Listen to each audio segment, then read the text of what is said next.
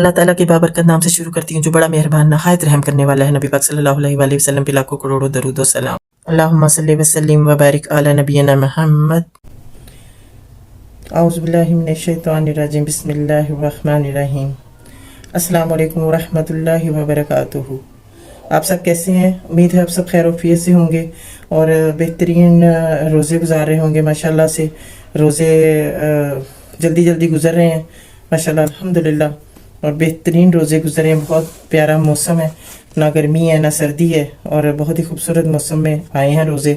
اور اللہ تعالیٰ آپ سب کے لیے باعث برکت باعث رحمت روزے ہوں، اور ہم سب کے لیے خوشیاں لے کر آئیں یہ رمضان انشاءاللہ۔ اور میں نے سورۃ نساء کا وہ کافی عرصہ وہیں پہ سٹاپ تھا، 12 رکوع تک پڑھا تھا، ٹھیک ہے؟ تو اس سے آگے پڑھیں گے کیونکہ کافی لیٹ ہو گیا، کافی دنوں بعد میں پڑھ رہی ہوں۔ تفسیر پڑھی تھی اور یہ ترجمہ یہاں تک پڑھا تھا کہ بسم اللہ الرحمن الرحیم، اللہ سب کچھ جانتا ہے اور وہ حکیم و دانا ہے۔ اے نبی صلی اللہ علیہ وآلہ وسلم، ہم نے یہ کتاب حق کے ساتھ تمہاری طرف نازل کی ہے تاکہ جو راہ راست اللہ تعالی نے تمہیں دکھائی ہے اس کے مطابق لوگوں کے درمیان فیصلہ کرو۔ تم بد دیانت لوگوں کی طرف جھگڑنے والے نہ بنو اور اللہ سے درگزر کی درخواست کرو، اور وہ بڑا درگزر فرمانے والا اور رحیم ہے۔ جو لوگ اپنے نفس سے خیانت کرتے ہیں تم ان کی حمایت نہ کرو۔ اللہ کو ایسا شخص پسند نہیں ہے جو خیانت کار اور معصیت پیشہ ہو۔ یہ لوگ انسانوں سے اپنی حرکات چھپا سکتے ہیں مگر اللہ سے نہیں چھپا سکتے۔ وہ تو اس وقت بھی ان کے ساتھ ہوتا ہے جب یہ راتوں کو چھپ کر اس کی مرضی کے خلاف مشورے کرتے ہیں۔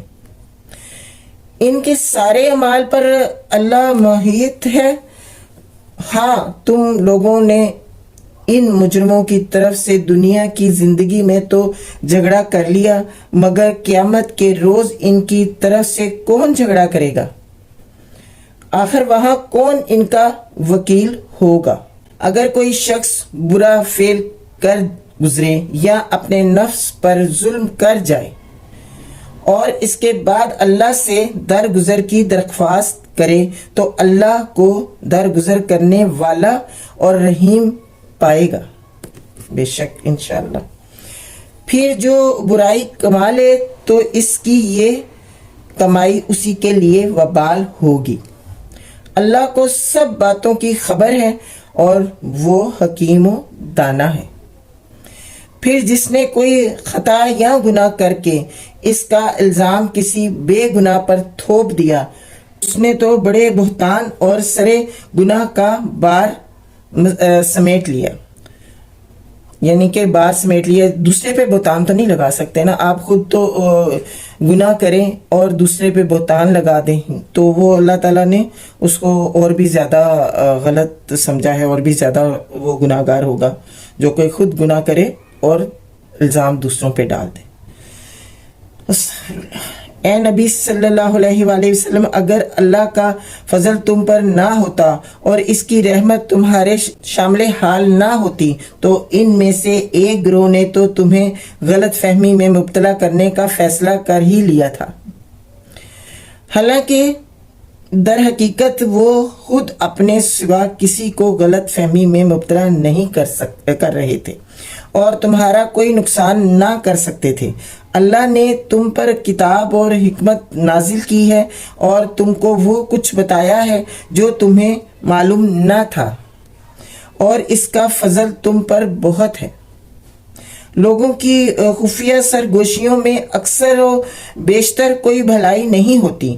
ہاں، اگر کوئی پوشیدہ طور پر صدقہ و خیرات کی تلقین کرے یا کسی نیک کام کے لیے یا لوگوں کے معاملات میں اصلاح کرنے کے لیے کسی سے کچھ کہے تو یہ البتہ بھلی بات ہے، کسی کو آپ اچھا مشورہ دیتے ہیں، کسی کو آپ صدقہ خیرات کا مشورہ دیتے ہیں اور خاموشی سے آپ اس کو سمجھا دیتے ہیں، یعنی کہ لوگوں کے بیچ میں شو بازی نہیں کرتے، آپ اس کو مطلب سائڈ پہ جا کے اس کو سمجھاتے ہیں کہ یہ تمہارے لیے بہت اچھا ہے، تو وہ اللہ تعالیٰ کہتے ہیں کہ یہ بہت اچھی بات ہے نا، کہ اس میں کوئی برائی نہیں، تو یہ البتہ بھلی بات ہے۔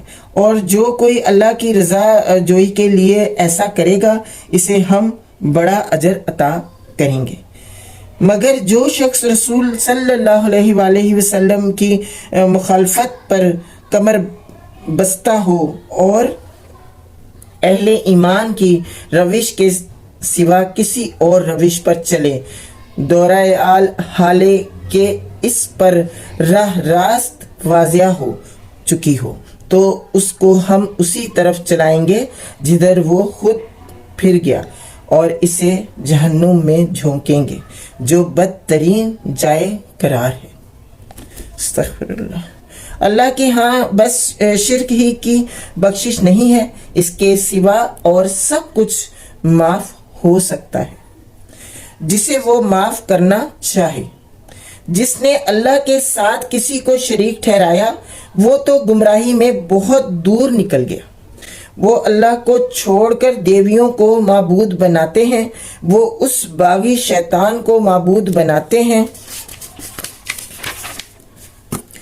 جس کو اللہ نے لعنت زدہ کیا ہے۔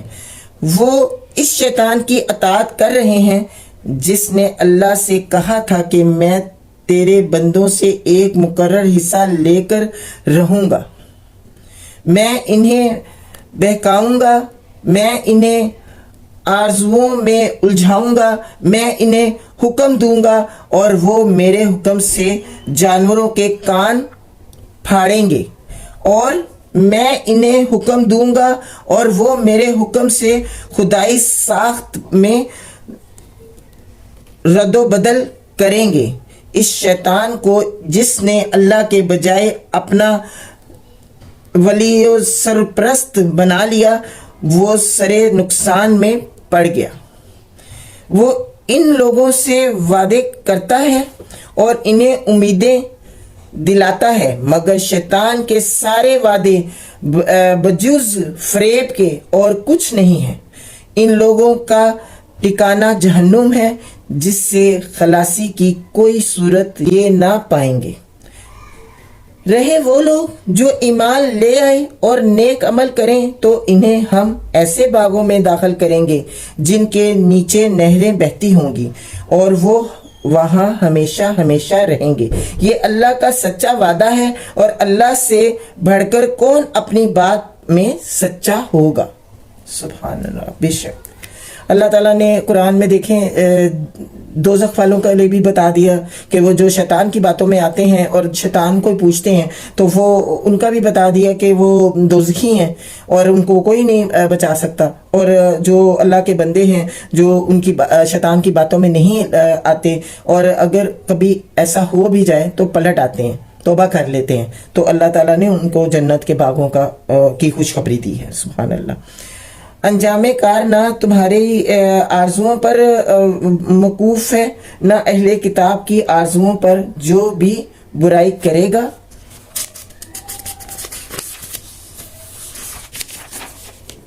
اس کا پھل پائے گا۔ صحیح ہے نا؟ اور اللہ کے مقابلے میں اپنے لیے کوئی حامی و مددگار نہ پا سکے گا۔ اور جو نیک عمل کرے گا خواہ مرد ہو یا عورت، بشرطیہ کہ ہو وہ مومن، تو ایسے ہی لوگ جنت میں داخل ہوں گے اور ان کی ذرا برابر حق تلفی نہ ہونے پائے گی۔ اللہ تعالیٰ نے کہا ہے کہ جو مومن ہوگا وہی جنت میں جائے گا۔ مومن کا نام آیا ہے، جو مومن ہوگا، تو ہم اپنے ضرور گریباں میں جا کے ہم اپنا ضرور یعنی کہ رات کو جب لیٹیں تو ضرور اس بارے میں سوچیں کیا ہم مومن ہیں، کیا ہم سارا دن وہ چیزیں کرتے ہیں جو مومن کرتے ہیں۔ تو کیونکہ خوشخبری جو جنت کی ہے وہ اللہ تعالیٰ نے مومنوں کے لیے سنائی خوشخبری۔ ٹھیک ہے. انشاءاللہ اللہ تعالیٰ ہم سب کو جنت میں جانے کے ایسے کام کرنے کی توفیق دے. ہم مومن بن جائیں، ایسے مومن بن جائیں، پکے مومن کہ ہمیں اللہ تعالیٰ جنت میں لے جائے انشاءاللہ. آمین ثم آمین یا رب العالمین. اور ان کی ذرا برابر حق تلفی نہ ہونے پائے گی. اس شخص سے بہتر اور کس کا طریقہ زندگی ہو سکتا ہے جس نے اللہ کے آگے سر تسلیم خم کر دیا، سمجھئے نا، اور اپنا رویہ نیک رکھا اور یکسو ہو کر ابراہیم علیہ السلام کے طریقے سے پیروی کی، اس ابراہیم علیہ السلام کے طریقے کی جسے اللہ نے اپنا دوست بنا لیا تھا. آسمانوں اور زمین میں جو کچھ ہے اللہ کا ہے اور اللہ ہر چیز پر محیط ہے. لوگ تم سے عورتوں کے معاملے میں فتویٰ پوچھتے ہیں، کہو اللہ تمہیں ان کے معاملے میں فتویٰ دیتا ہے اور ساتھ ہی وہ احکام بھی یاد دلاتا ہے جو پہلے سے تم کو اس کتاب میں سنائے جا رہے ہیں. یعنی وہ احکام جو اس یتیم لڑکیوں کے متعلق ہیں جن کے حق تم ادا نہیں کرتے اور جن کے نکاح کرنے سے تم باز رہتے ہو، یا لالچ کی بنا پر تم خود ان سے نکاح کر لینا چاہتے ہو، اور وہ احکام جو ان بچوں کے متعلق ہیں جو بیچارے کوئی زور نہیں رکھتے. اللہ تمہیں ہدایت کرتا ہے کہ یتیموں کے ساتھ انصاف پر قائم رہو، اور جو بھلائی تم کرو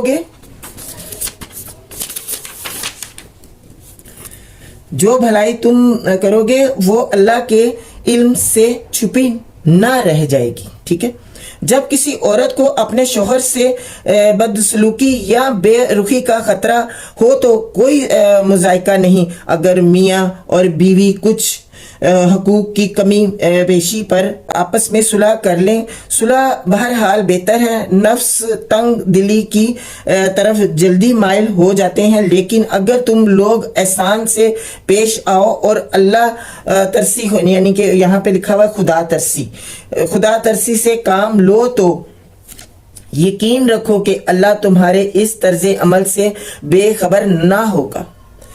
بیویوں کے درمیان پورا عدل کرنا تمہارے بس میں نہیں ہے.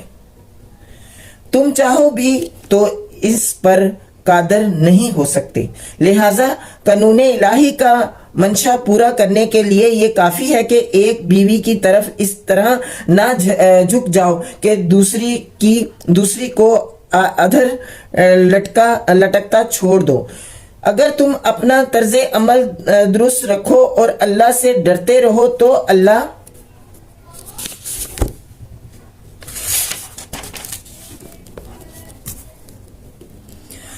اللہ چشم پوشی کرنے والا اور رحم فرمانے والا ہے. لیکن اگر زوجین ایک دوسرے سے الگ ہی ہو جائیں تو اللہ اپنی وسیع قدرت سے ہر ایک کو دوسرے کی محتاجی سے بے نیاز کر دے گا. اللہ کا دامن بہت کشادہ ہے اور وہ دانا و بینا ہے. آسمانوں اور زمین میں جو کچھ ہے سب اللہ ہی کا ہے. تم سے پہلے جن کو ہم نے کتاب دی تھی انہیں بھی یہی ہدایت کی تھی، اور اب تم کو بھی یہی ہدایت کرتے ہیں کہ اللہ سے ڈرتے ہوئے کام کرو. لیکن اگر تم نہیں مانتے تو نہ مانو. آسمان و زمین کی ساری چیزوں کا مالک اللہ ہی ہے اور وہ بے نیاز ہے، ہر تعریف کا مستحق. ہاں اللہ ہی مالک ہے اور سب چیزوں کا جو آسمانوں میں ہے اور جو زمین میں ہے، اور کارسازی کے لیے بس وہی کافی ہے. اگر وہ چاہے تو تم لوگوں کو ہٹا کر تمہاری جگہ دوسرے کو لے آئے، اور وہ اس کی پوری قدرت رکھتا ہے. جو شخص محض ثواب دنیا کا طالب ہو اسے معلوم ہونا چاہیے کہ اللہ کے پاس ثواب دنیا بھی ہے اور ثواب آخرت بھی، اور اللہ سمیع بصیر ہے. جو دنیا کی ہی زندگی میں مطلب نام کمانے کے لیے جو کرتے ہیں، اللہ تعالیٰ وہ بھی جانتا ہے کہ یہ دنیا کے لیے نام کمانے کے لیے یہ کر رہے ہیں، تو ان کو پھر دنیا میں ہی سب کچھ دے دو۔ جو آخرت کے لیے بھی کرتے ہیں کہ ہمیں آخرت میں بھی اس کا اجر و ثواب ملے، تو اللہ تعالیٰ بڑا غفور الرحیم ہے، وہ آخرت میں جو اس کو انعام دے گا تو وہ سب سے بہترین انعام ہے، دنیا کے انعام سے بھی بہت بہترین انعام ہے۔ تو اللہ تعالیٰ ہمیں توفیق دے کہ ہم زیادہ جو کام کریں وہ آخرت کے انعام کے لیے کریں، اور اللہ تعالیٰ ہم سب پہ اپنا فضل و کرم کریں انشاءاللہ، اپنی رحمتوں کے سائے میں سب کو رکھیں انشاءاللہ۔ آج کے لیے اتنی ہی ویڈیو رکھتے ہیں، 18 منٹ کی ہو گئی ہے، تو دیکھوں گی کہیں سے اگر فاسٹ کرنی ہے یا جس طرح، تو اتنی ویڈیو آج رکھتے ہیں، پھر انشاءاللہ میں کوشش کروں گی کہ ڈیلی ہی یہ قرآن کو اب شروع کیا ہے تو اس کو کنٹینیو رکھوں کہ اسٹاپ نہ ہوں بیچ میں، تو اللہ توفیق دے مجھے، اور میں انشاءاللہ نیکسٹ ویڈیو میں پھر آتی ہوں۔ تو یہ جو ہے میں نے کتنا پڑھ لی ہے دیکھتی ہوں، ہاں جی 12 سے 16 رکوع تک میں نے پڑھ لی ہے الحمدللہ ترجمہ، ٹھیک ہے، اور اس میں جو آیات ہیں وہ 134 آیات پڑھ لی، ٹھیک ہے، تو انشاءاللہ آگے پھر میں کل پڑھتی ہوں۔ اللہ تعالیٰ آپ سب کو توفیق دے کہ قرآن کو سنیں، قرآن کو پڑھیں، اور جب یہ ویڈیو مطلب ڈالیں تو آپ لوگ جلد سے جلد آگے شیئر کریں تاکہ دین کی بات جو ہے نا لوگوں تک جلد سے جلد پہنچ سکے، ٹھیک ہے انشاءاللہ۔ اور مجھے اجازت دیں، اپنا بہت خیال رکھیں، اور رمضان آپ سب کو بہت بہت مبارک ہو انشاءاللہ۔